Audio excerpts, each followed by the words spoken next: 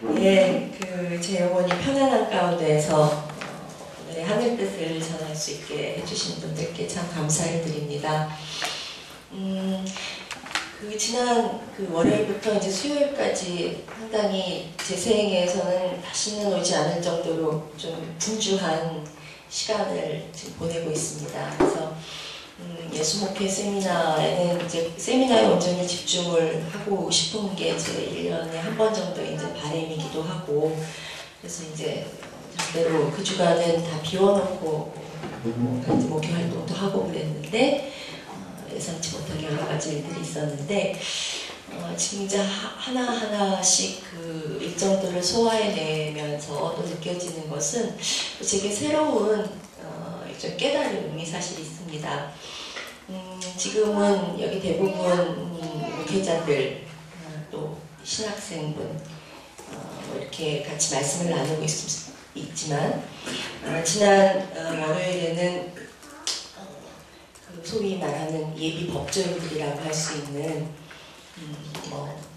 사법 연수원에 이제 곧 들어갈 분들, 또 로스쿨에 입학을 준비하고 있는 분들과 이야기를 나눌 수 있는 시간이 있었고, 그리고 오늘 아침에는 제가 그 기장 총회가 위치해 있는 저쪽 수유리 쪽, 한신대 쪽에 좀 다녀왔습니다. 거기서는 기장 여신도회에 소속되어 있는 각 지부 단위의 여신도들 임원단과 이제 같이 성서 연구 시간을 같이 지내고 왔고, 그리고 또 그 와중에 기장 청년 주일이 이제 매해 3월 둘째 주에 있는데요. 그 청년들에게 배포되어지는 이제 그 설교문을 작성하면서 상징적으로 젊은이들, 또 교회 청년들, 교회의 여성들, 그리고 이렇게 교회의 목회자들과 이렇게 이야기를 나눌 수 있는 것은 제가 놀라웠었던 거는 이렇게 관통하고 있는 한 가지 지점이 있었습니다. 다 나누는 것은 크게는 이 사회에 내재되어 있는 편견, 차별, 그리고 역시 교회를 향해서 이야기했을 때는 마찬가지로 우리 안에 내재되어 있는 오만과 편견, 그리고 차별의 이야기들을 계속 나누었었던 것이죠.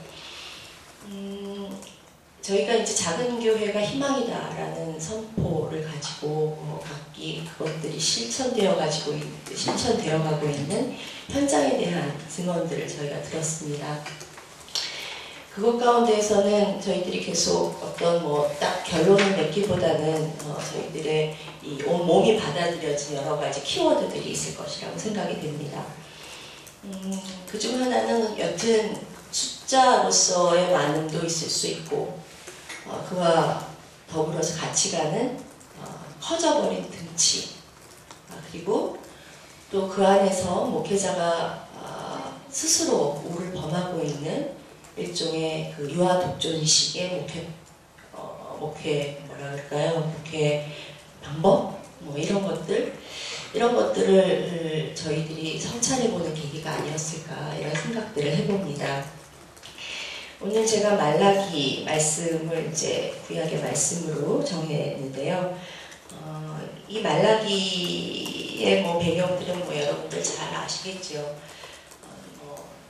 주전 582년 전으로 해서 이 성전이 무너진 이후에 그 사람들이 가졌었던 참담한 그 마음, 또 갈등, 또 모든 것을 빼앗겨 버린 거에 대한 허탈감, 상실감, 이런 것들이 지배하고 있었던 시대인 것입니다. 이 사람들이 늘 바랬었던 건 이 상황 가운데서 잃지 않으려고 했었던 것은 희망인데, 과연 그 가지려고 했었던 희망의 형상이 무엇이냐, 구체적인 형상이 무엇이냐라고 생각을 해봤을 때는 사실 우리가 살고 있는 이 시대와 별로 크게 다를 바 없다는 생각이 듭니다. 그것은 강해지는 것이고 또 번성해지는 것을 의미했습니다. 우리가 이렇게 참담한 지경에 이르렀고 이러한 힘든 시기를 지나왔으니 이것에 대해서 하느님께서 보상해 주시겠지. 그리고 각기 그 보상의 방법은 본인들이 욕망하는 그 방법대로 희망의 색채를 입히고 모양들을 가져갔습니다. 그 가운데에서 지금 말라기는 레위의 후손에게 이야기하고 있다는 것을 저희가 말씀을 통해 알 수 있습니다. 특별히 이 말라기라는 이 말 자체가 이제 이 공동번역 성서로 본다면 이제 특사라는 뜻을, 메신저라는 뜻을 이제 가지고 있는데, 그를 통해서 전해지는 이 특사를 보내서 우리들에게 전해지는 그 말씀은 특별히 이 말라기가 이 사제들에게, 우리 개신교식으로 얘기한다면 목회자들에게 끊임없이 말씀하고 계신 그 구절들을 저희가 좀 새겨보았으면 합니다. 오늘 읽은 것은 3장이었지만 1장에는 이렇게 말합니다. 너희 사제라는 것들은 내 이름을 함부로 부르고 있다. 그랬더니 너희는 뻔뻔스럽게도 우리가 하느님의 이름을 함부로 부르다니요 당치도 않습니다. 라고 답했다고 기록해두고 있습니다. 2장에는 이런 말이 적혀 있습니다. 사제들은 이 만군의 야훼가 보낸 특사라. 사람들은 그 입술만 쳐다보면서 인생을 바르게 사는 법을 배우려고 한다. 그런데 너희는 바른 길을 떠났다. 법을 가르친다면서 도리어 많은 사람을 넘어뜨렸다.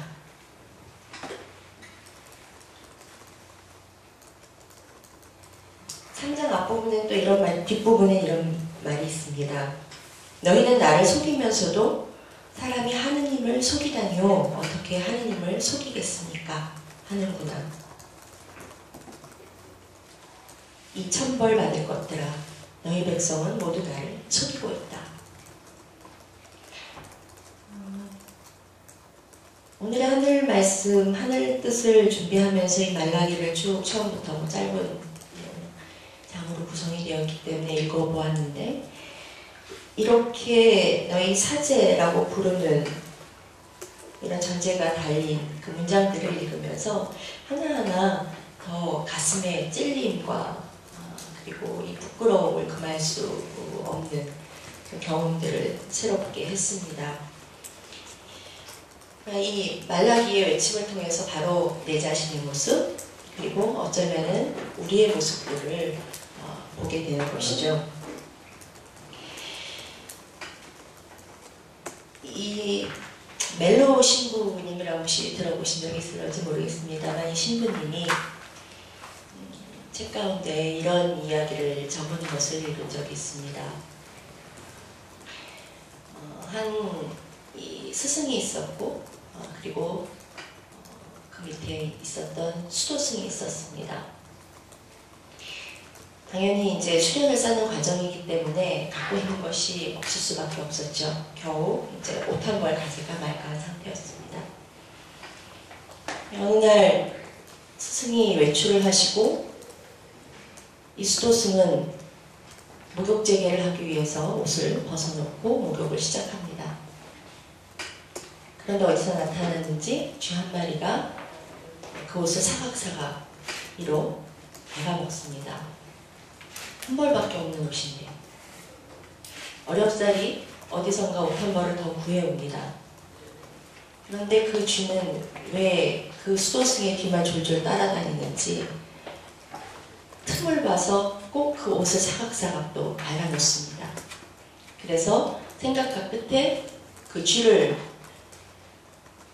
잡기 위해서 고양이 한 마리를 갖다 놓습니다. 고양이가 뭘 좋아하죠? 생선. 그 이야기는 우유를 좋아한다고 되어 있어요.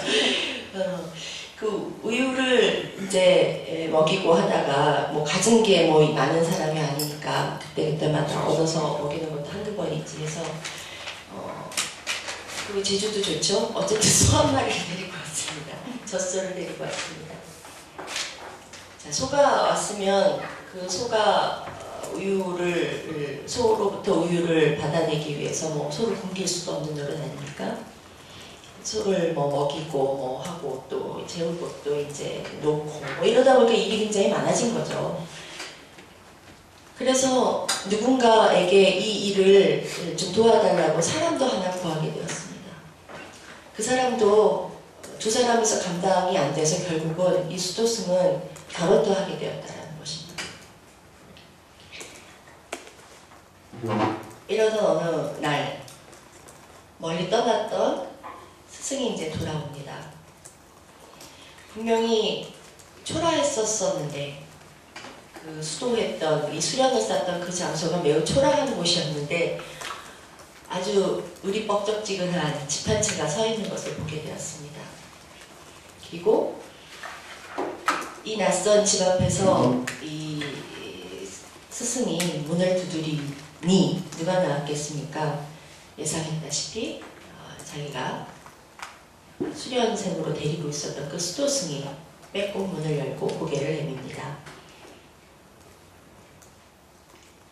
뭔가 뻘쭘해진 이 수도승은 그 선생님에게 애써 이렇게 고래같은 집에 살게 된 그 사연 하나를 변명적으로 이야기합니다. 내 옷을 보관하려고 하다 보니 이렇게 됐습니다. 여러분들은 이 이야기를 통해서 어떤 생각을 하시게 됐습니까? 저희들은 교회 목회를 하고 또 혹은 신학교에서 또 혹은 각기 기관에서 그리스도 예수 그리스도 예수의 복음 이것을 저희가 삶으로 나타내면서 또 예수의 복음대로 살려고 저희가 하루하루 낑낑대면서 살고 있는데 우리의 이 낑낑댐이 결국은 어느 순간인가 고래등같이 큰 집을 짓고 있는데 우리의 기운들을 소진하고 있는 것은 아닌지 곰곰 생각해 볼 일일 것입니다. 예수는 우리에게 구원을 가져다 주셨다고 했습니다. 아까 최초로 목사님 비유에게는 우리 간에 팽배해 있는 이런 불안감을 극복하고 넘어서는 것이 바로 그것이 구원이 아니겠나. 또 더 나아가서 거기에 한마디를 더 붙인다면 저는 그것이 바로 예수가 가져다 주신 우리에게 그 온 몸을 불살라하며 보여주신 해방 그 자체가 아닌가 생각을 해봅니다. 하지만 해방을 선포받고 또 너희가 그렇게 노인바대로 가서 섬기고 사랑하라 라고 했지만 우리는 끊임없이 우리의 삶 가운데에서 그 무언가의 얽매임 속에서 헤어나오지를 못하고 있습니다. 여러 현장의 이야기들을 들었습니다. 그래서 저 같은 경우도 이제 곧 어떠한 이름으로 또 어디서 어떻게 시작될지 모르지만 또 작은 교회 공동체를 교인들과 같이 준비하는 과정에 있는 한 사람으로서 도전도 많이 받게 되고 그리고 어떤 면에서는 역시 이렇게 우리들이 지금 생각해오고 있는 그 방향성이 틀리진 않구나 라는 확인도 받게 되고 또 동시에 많이 혼란스러운 진짜 이거 보통 일이 아니구나 이런 두려움도 갑자기 엄습해 오기도 합니다. 이 여러 가지 이야기들 제가 막 혼자서 표도 만들어 보고 이 교회의 모토는 어떻게 시작이 돼서 이렇게 꽃을 피워가고 있구나 이런 것들을 비교도 나름대로 해보고 그랬습니다만 아까 저희가 마지막 시간에 점심 전 시간에 김준호 목사님께서 저에게 주신 그 질문 가운데 하나가 우리가 이 2박 3일 일정들을 통해서 접근한 점은 무엇이며 접근하지 못한 점은 무엇이냐라는 질문을 해주셨습니다. 많은 부분 접근했고 뭔가 이건 결론을 얻기 위해서 딱 그 어느 하나의 답을 가지고 우리가 이 산을 내려가는 것이 아니기 때문에 많은 부분 우리들이 생각하고 바라고 혹은 기대했었던 말을 충족했으리라고 생각이 듭니다. 그러나 한 가지 제 스스로부터도 접근하지 못했다 혹은 아쉬운 점이라고 한다면 이러한 우리들의 삶, 우리들의 목표를 되돌아보고 곱씹어보는 어떤 이 성찰의 고요한 시간들이 2박 3일 동안 얼마나 우리 가운데 있었나라는 생각을 해보게 됩니다. 저는 그 나름대로 작은 교회의 희망의 불을 지펴가기 위해서 나름의 생각들을 하는 것은 앞으로 교회가 더 많이 내어줘야 하고 더 많이 키워줘야 하고 또 더 많이 살려줘야 된다라는 화두로 저희 이 작은 교회를 준비하는 교인들에게 그리고 또 분가를 실행하려고 하는 형인 교우들에게 전한 바 있습니다. 그렇기 때문에 이 세미나 가운데 초대장을 내어주신 우리 김준우 목사님의 여러 글들 가운데에서 가난한 자들이 오히려 하나님 자녀가 되는 특권을 누리고 있다라고 예수의 복음을 전했듯이 가난한 자들이 희망이라는 예수 본래의 복음을 우리 시대의 목회자 언어로 바꾼다면 그것은 결국 작은 교회가 희망이다가 아닐까요? 라는 질문을 지금 다시 되새겨봅니다.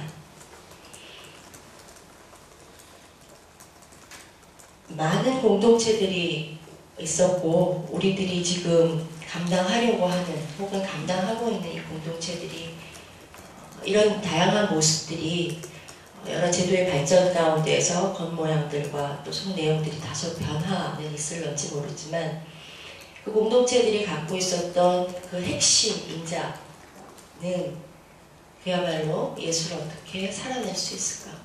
우리의 함께됨으로 어떻게 이제는 눈에 보이지 않는 예수를 증거할 수 있을까에 있다고 믿습니다. 그렇기 때문에 여전히 몸부림 가운데에서 예수를 살아내고자 하는 공동체는 당연히 번영의 유혹의 흔들림이 없어야겠죠.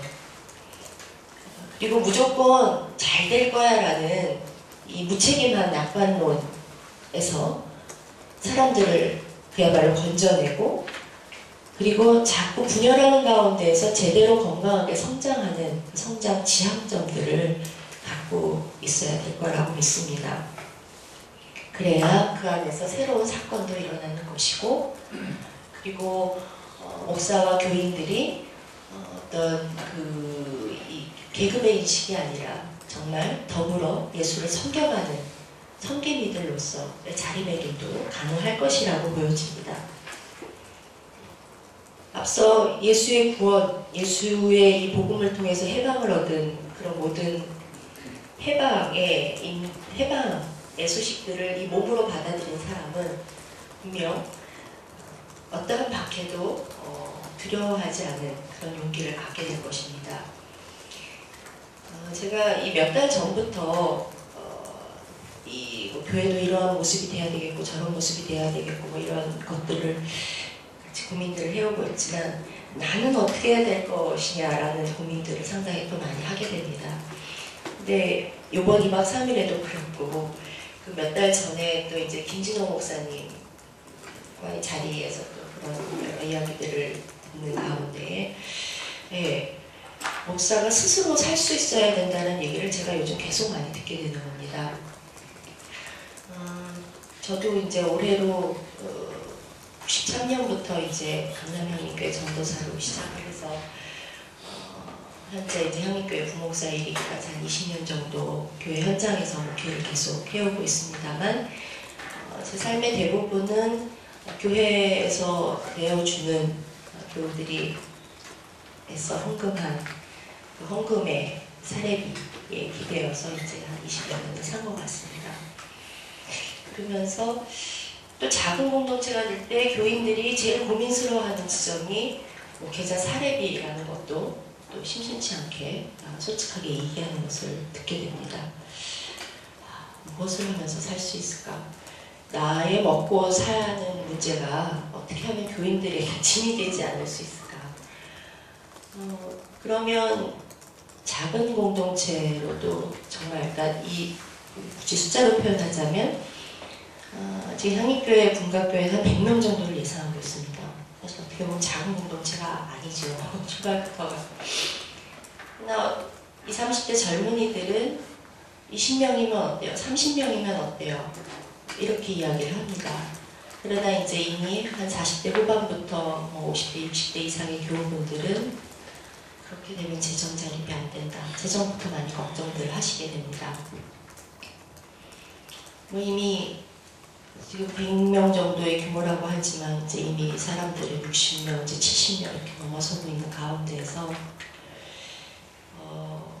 교회가 예수의 몸된 이 교회가 내어줌을 얘기할 때 그 안에 속해 있는, 물론 아까 직업인으로서의 목사가 아니라 직분으로서의 목사라고 하더라도 내가 무엇을 내어줄 수 있는가, 무엇을 내놓아야 하는가, 정말 진지하게 그런 부분들을 고민하지 않을 수 없다는 이야기입니다.